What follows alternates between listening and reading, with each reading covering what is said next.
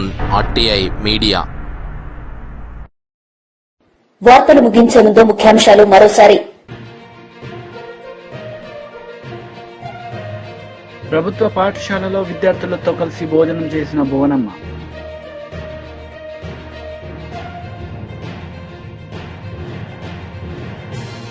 BRS leader Dasoju Shravan Kumar media సమావేశం. CM Revanth రెడ్డిపై fire. ప్రభుత్వ పాఠశాలలో విద్యార్థులతో కలిసి భోజనం చేసిన భువనమ్మ ఈ సందర్భంగా ఆమె విద్యార్థినిలతో ముచ్చటించారు.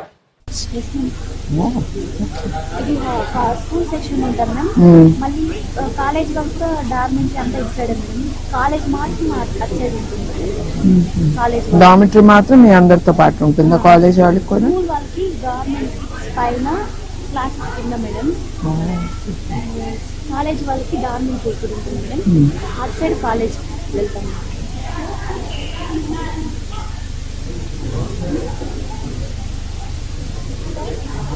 మాకు రూమ్స్ సరిపోయింది మ్యామ్. రూమ్స్ కావాలి. ఎంతమంది ఉంటారు ఒక్కొక్క రూమ్? అదే మేము 50 మెంబర్స్ ఉన్నాం. In one room how many sleep? పడుకునేటప్పుడు ఎంతమంది పడుకుంటారు కలిసి? కాలేజ్ వాళ్ళు డార్మెంటరీలో పడుకుంటారు. ఇన్ వన్ రూమ్ ఎంతమంది? 50 మెంబర్స్. అంటే పొడుగ్గా ఉంటుంది డార్మెంటరీ. ఇరుకవుతుందా?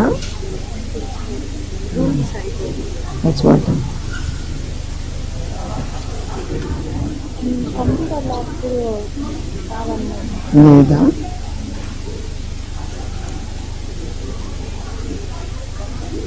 ఆడుకోవడానికి గ్రౌండ్ చిన్నగా ఉంది మేము సైడ్ ఉంది కదా. సరిగా చేయండి.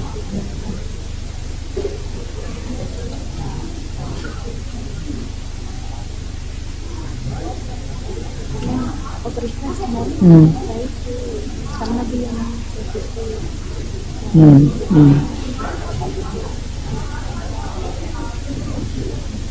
అందరూ పిల్లలందరూ request. Sure. And pass on all this message. Okay ma'am. Thank you ma'am. చాలా హ్యాపీగా ఉన్నాను ఈరోజు. I'm happy మాతో పాటు to have it lunch. Because నేను స్కూల్ నడుపుతా కదా, అట్లానే ఆఫ్నేజ్ స్కూల్ కూడా ఉంది. ఎన్టీఆర్ ట్రస్ట్ నడుపుతుంది. 300 పిల్లలు. I sit and eat with them. First time నేను మీతో పాటు కూర్చొని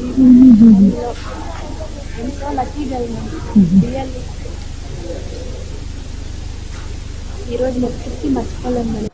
సంధ్యా థియేటర్ వద్ద జరిగిన తొక్కిసలాటలో రేవతి మరణించడం బాధాకరమైన విషయమని సినీ నటుడు జగపతి బాబు ఆవేదన వ్యక్తం చేశారు. తాను షూటింగ్ ముగించుకుని రాగానే హాస్పిటల్ కు వెళ్లి శ్రీతేజ్ ను పరామర్శించానని తెలిపారు. కుటుంబానికి అండగా ఉంటానని ధైర్యం చెప్పానని వెల్లడించారు. బాధిత కుటుంబాన్ని సినీ పరిశ్రమ నుంచి ఎవరూ పరామర్శించలేదనే వార్తలు వస్తుండటంతో ఈ వీడియో విడుదల చేస్తున్నానని జగపతి బాబు వివరణ ఇచ్చారు. నేను షూటింగ్ నుంచి ఊరు నుంచి రాగానే వెంటనే హాస్పిటల్కి వెళ్ళాను. అన్ఫార్చునేట్ ఇన్సిడెంట్ లో, ఈ యాక్సిడెంట్ లో ఎఫెక్ట్ అయిన ఫ్యామిలీని చూడటానికి, ఫాదర్ ని, ఆ బాబు సిస్టర్ ని పలకరించాలని అనిపించింది. హ్యుమానిటేరియన్ గ్రౌండ్స్ మీద వెళ్ళాను. పాజిటివ్ గా ఉంది. He might recover. There is a very good chances.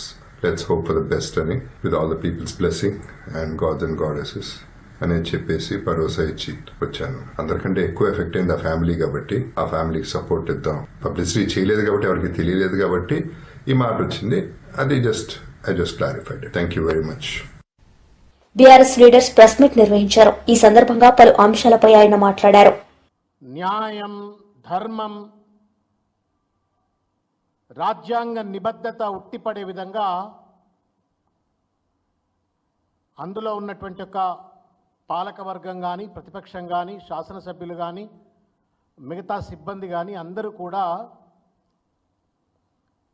గర్వపడేటువంటి ఒక రీతిలో, ఆదర్శవంతంగా ఉండేటువంటి ఒక రీతిలో వ్యవహరించాల.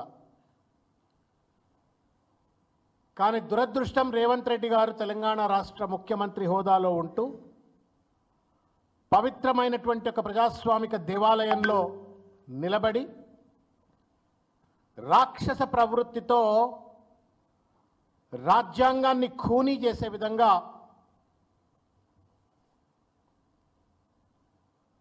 మూర్ఖ నిర్బంధానికి ప్రతీకగా, తన అబద్ధాలకు రోత మాటలకు వేదికగా అసెంబ్లీని మార్చి అటు రాజ్యాంగాన్ని అవమానపరిచినాడు, ప్రజాస్వామ్యాన్ని ఖూనీ చేసినాడు. ప్రజలకు సంబంధించిన అంశాలు హేతుబద్ధంగా, న్యాయబద్ధంగా, ధర్మబద్ధంగా చర్చింపబడతాయని చెప్పని నమ్మినటువంటి ప్రజాస్వామిక వాదులు, ముఖ్యంగా ప్రజలందరినీ కూడా వంచనకు గురి చేసినటువంటి ఒక రేవంత్ రెడ్డి వైఖరిని తీవ్రంగా ఖండిస్తా ఉన్నాం. ఊరంతా ఒకదారి ఉలిపికట్ట ఒకదారి అన్నట్టుగా రేవంత్ రెడ్డి రాష్ట్రంలో రైతు భరోసా అందక, రైతు రుణమాఫీ జరగక, రైతులు నానా రకాలైనటువంటి ఒక ఇబ్బందులకు గురవుతా ఉన్నారు. పండించిన పంటకు గిట్టుబాటు ధర లభించక, అన్నమో రామచంద్ర అని చెప్పని వాళ్ళ అప్పుల పాలై రైతులంతా కూడా ఇబ్బందుల్లో ఉన్నారు. దానికి సంబంధించిన చర్చ లేదు. మరో పక్కన జీవో 46 కావచ్చు, జీవో 29 కావచ్చు, అనేక మంది నిరుద్యోగ యువకులు నిరుద్యోగ సమస్య మీద బాధపడుతుంటే ఆ ఉద్యోగాల కల్పనపై చర్చ జరుగుతుందేమో అని చెప్పని ఆశపడితే దానిపైన చర్చ లేదు. ఇవాళ ఎక్కడ చూసినప్పటికీ కూడా బీసీలు, ఎస్సీలు, ఎస్టీలు, మైనారిటీ వర్గాలు చదువుకునేటువంటి ఒక గురుకుల స్కూళ్లలో కలుషిత ఆహారం వల్ల అస్వస్థులైపోయి ఆసుపత్రుల పాలై చనిపోతున్నటువంటి ఒక ఆత్మహత్యల పాలవుతున్నటువంటి ఒక గురుకుల విద్యార్థుల సమస్య పట్ల చర్చ లేదు. హైడ్రా బాధితులకు సంబంధించిన అంశం మీద చర్చ లేదు. మూసి బాధితుల సమస్య పట్ల చర్చ లేదు. అదాని లాంటి దోపిడీదారు అని చెప్పబడుతున్నటువంటి ఒక వ్యక్తికి కేటాయించిన భూములపైన చర్చ లేదు. లగచర్ల బాధితులపైన చర్చ లేదు. ఏ చర్చ ప్రజలకు సంబంధించింది లేకుండా తగుదునమ్మా అని చెప్పని వాళ్ళ కేవలం రేవంత్ రెడ్డి యొక్క వికృత విన్యాసాలకు, రోత మాటలకు వేదికగా అసెంబ్లీని వాడుకొని ప్రజలను అవమానపరిచిండు, రాజ్యాంగాన్ని కూని చేసిండు. ఇవాళ ఒక బాధ కలిగించేటువంటి ఒక 2-3 అంశాలు నేను మీ దృష్టికి తీసుకొస్తా. ఎందుకంటే మొత్తం అసెంబ్లీ అంతా కూడా ఒక దుర్యోధన సభలపై నడిపించినాడు రేవంత్ రెడ్డి. తను అన్నదే వేదం, తను ఒక ఫత్వా జారీ చేసినట్టు, ఏం మాట్లాడినా ఫత్వా జారీ చేసినట్టు, కనీస రాజ్యాంగం మీద గౌరవం లేకుండా రేవంత్ రెడ్డి అసెంబ్లీని తన రోత మాటలకు వేదికగా వాడుకొని ఆయన 2-3 గ్లేరింగ్ మిస్టేక్స్ను నేను మీ దృష్టికి తీసుకొచ్చేటువంటి ఒక ప్రయత్నం చేస్తా. మిత్రులారా, అది ఒకటి ముఖ్యమైనటువంటి ఒక అంశం. దాంట్లో చాలా అంశాలు ఉన్నాయి. లగచర్ల అంశం ఉంది, తర్వాత అవన్నీ కూడా మాట్లాడతాను. అయితే ఇప్పుడే హైదరాబాద్ కమిషనర్ సివి ఆనంద్ గారు కూడా మాట్లాడినారు ఈ అంశం మీద, కాబట్టి నేను కొనసాగింపుగా ఈ అంశాన్ని నేను మాట్లాడుతూ ఉన్నాను. తెలంగాణలో ఏమైనా అంబేద్కర్ రాజ్యాంగానికి ఏమైనా చరమగీతం పాడిండా Revanth Reddy? Is Revanth Reddy not governed by Indian constitution? Is Telangana police not governed by Ambedkar's constitution? Revanth BJP leader media సమావేశం నిర్వహించారు. ఈ సందర్భంగా పలు అంశాలపై ఆయన మాట్లాడారు. देश के यशस्वी प्रधानमंत्री नरेंद्र मोदी जी के नेतृत्व में लगातार भारत बढ़ रहा है और दिल्ली भी बढ़ रहा है। और दिल्ली जैसे प्रदेश में जहां पानी का दिक्कत हो, नाली का दिक्कत हो, सड़क का दिक्कत हो, उन समस्या पर दिल्ली के वरिष्ठ नेता और पूर्व मुख्यमंत्री कुछ नहीं बोल रहे। और जैसा कि आप जानते हैं, याद कीजिए कोरोना के समय को, जब कोरोना जैसी महामारी इस दुनिया में आई तो दिल्ली के तत्कालीन मुख्यमंत्री ने क्या कहा था कि जो बिहार यूपी के लोग हैं वो बिहार यूपी लौट चले जाएं। इलाज तक की व्यवस्था नहीं दिया और बसों में भरकर बिहार और यूपी जाने के लिए लोग मजबूर हुए। और आज लोग ये गलतफहमी फैलाने का प्रयास करते हैं कि पूर्वांचल के इशू पर रोहिंग्या और बांग्लादेशियों से जोड़ने का प्रयास किया जा रहा है, जबकि उनको पता होना चाहिए कि हमारे राष्ट्रीय अध्यक्ष जगत प्रकाश नड्डा जी बिहार की धरती पर ही उनका जन्म हुआ, पले पले हुए और आगे बढ़कर पूरी तरह इस देश की राजनीति में आए, हिमाचल से का प्रतिनिधित्व करते रहे और जिस बिहार में जन्मे हो उस पूर्वांचल के लोगों के विकास के लिए, उनके सम्मान के लिए, उनकी समृद्धि के लिए लगातार जेपी नड्डा जी काम करते रहे।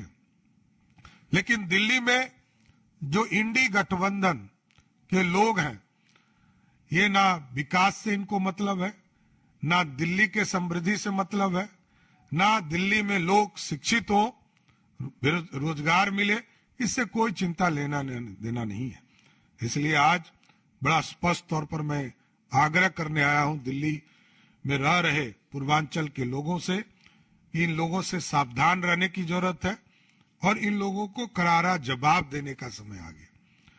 10 साल 12 साल से दिल्ली में सरकार बनाकर कोई काम दिल्ली की जनता के लिए బల్లగరువు గ్రామంలో అభివృద్ది పనుల ప్రారంభోత్సవం డిప్యూటీ సీఎం పవన్ కళ్యాణ్ పాల్గొన్నారు. ఈ సందర్భంగా ఆయన ప్రసంగించారు. ముఖ్యంగా గిరిజన ప్రజలు గిరిజన గ్రామాలు ఉన్నాయి, దీనికి ప్రత్యేకంగా దృష్టి పెట్టమని చెప్పాం నిర్వహించారు. ఈ సందర్భంగా పలు అంశాలపై ఆయన మాట్లాడారు. నల్గొండ అభివృద్ధి చేద్దామని చెప్పి రింగ్ రోడ్ లెక్క ప్రతిపాదన తీసుకొస్తే 3 ఆప్షన్స్ ఇస్తే అత్యధికంగా ప్లాట్లు పోతూ అగ్రికల్చర్ ల్యాండ్ పోతూ చాలా మందికి ఇబ్బంది అవుతున్నది. ఈ ఆప్షన్ వద్దు అని చెప్పేసి నల్గొండ ప్రజలు మొత్తుకుంటున్నారు. ఇది వద్దు, వేరే ఆప్షన్ తీసుకోండి సార్, ఇక్కడ ఎక్కువ మందికి నష్టం జరుగుతున్నది సార్, మీరు ఇచ్చేటువంటి పైసలు కంపల్సరీ సరిపోతలేదు సార్, వందల మంది పాపం కష్టపడి పేదోళ్ళు చిన్నోళ్ళు పెద్దోళ్ళు ఉద్యోగస్తులు కొనుక్కున్న ప్లాట్ లాగా అవుతున్నాయి సార్ అంటే కూడా లేదు లేదు ఆడు పెట్టింది కాబట్టి అది వద్దు, ఇదే పెడదాం. ఏం చేస్తున్న పరిపాలన నాకు అర్థం కావట్లేదు. ఇగోసా పంచాయతీలా నువ్వు చేసినా కాబట్టి అది కావద్దు కాబట్టి ఇది కావాలి, ఈ దానికోసం అది చేసేది. సంక్షేమ కార్యక్రమాలు మాట ఇచ్చిన ఎట్లా అభివృద్ధి చేద్దాం, నల్గొండలో ఇంకా గొప్పగా ఏం చేయగలుగుతాం, గతంలో ఉన్నటువంటి జగదీష్ రెడ్డి గారు ఉమ్మడి జిల్లా మంత్రిగా చేసినటువంటి అభివృద్ధి కంటే నేను ఇంకా గొప్పగా ఏం చేయగలుగుతా, ఏం చేస్తే నాకు మంచి పేరు వస్తుంది, ఆలోచన లేదు. చేసిన దానికి మల కొబ్బరికాయ కొట్టుడు, లేకపోతే మేము చేసామని చెప్పుకున్నాడు, మిడికాయ తీసుకుపోయి మనం చేసిన తీసుకుపోయి కొబ్బరికాయ కొట్టించే ప్రయత్నం. థర్మల్ పవర్ ప్లాంట్ ఆపి పడేస్తా, మా గవర్నమెంట్ వస్తే దాని సంగతి చూస్తా అని చెప్పాను. మరి ఏ ముఖం పెట్టుకొని పోయి మన డాన్స్ మీద కూర్చొని ఓపెనింగ్లో పార్టిసిపేట్ అయ్యి మాట్లాడినావు, కోవటెంకరెడ్డిను. మా దగ్గర కూడా తుంగతుర్తి 100 పడకల ఆసుపత్రి హరీష్ రావు గారు తీసుకొచ్చి పెద్ద ఊరిగింపుతో మంచిగా సభ పెట్టి నేను మంచిగా ఓపెనింగ్ చేయించుకుంటే మళ్ళా దానికి మళ్ళీ కొబ్బరికాయ కొట్టిస్తాడు మా ఎమ్మెల్యే. అంటే కొట్టినవాడికి కొబ్బరికాయలు కొట్టించి మనం ఆనందపడి మేము చేసినామని చెప్పుకునే ప్రయత్నం చేస్తారు తప్ప ఈ సంవత్సర కాలంలో ఒకటి అంటే ఒక్క అభివృద్ధి కూడా మీరు చేయలేదు. మీరు చెప్పిన 6 గ్యారెంటీ అమల గురించి అయితే ఇక మర్చిపోండి. సభకు వచ్చి మాట్లాడితే కూడా ఇక 12 మందిని ఒక్కడెట్నో గెలిచిండు ఏకలింగం ఆయన జగదీష్ రెడ్డి అని చెప్పేసి రేవంత్ రెడ్డి గారు మాట్లాడతారు. ఏకలింగం ఒక్కడైనా సరే మంచిగా సరిపోతుంది, మీకు ఏం కాదు, ఆయన ఏకలింగం బాగానే ఉంది, ఇంతకు నువ్వే లింగం స్త్రీలింగమా పుంగిలింగమా అని నేను కూడా అడగవచ్చు, కానీ మాకు సభ్యత అడ్డం వస్తుంది. మావాడు ఏకలింగం ఓకే, నువ్వే లింగం స్త్రీలింగమా పుంగిలింగమా అని అడగవచ్చు, కానీ మేము అడుగుతలేము, సంస్కారం అడ్డం వస్తుంది. వాడు నోటికి ఏదో వస్తుంది మాట్లాడతామని చెప్పేసి ఇష్టం వచ్చినట్టు ప్రగల్భాలు పలికితే. ఈ వార్తలు ఇంతటితో సమాప్తం. తిరిగి ప్రసారమయ్యే వార్తల్లో మళ్ళీ కలుద్దాం. అంతవరకు సెలవు, నమస్తే. ప్రభుత్వ పాఠశాలలో విద్యార్థులతో కలిసి భోజనం చేసిన భువనమ్మ.